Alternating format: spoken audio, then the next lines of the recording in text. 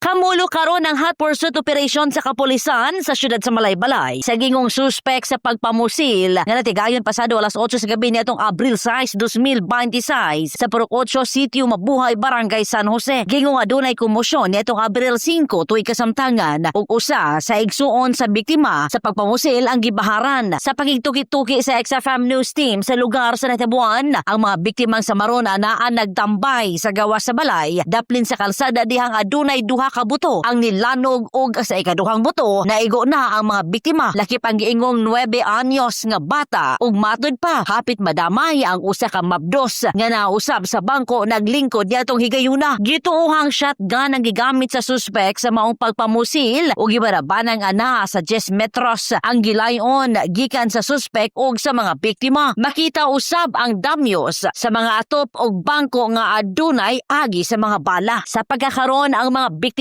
nagpaalim na sa balay tambalanan. Katropa daghan bakag problema. Pag-relax aron dili ka ma-stress. Pagtimpla og pag-inom og Santon plus coffee mix. Para sa nakahiusang Pilipino sa Pilipinas, Marico Dino, XFM News.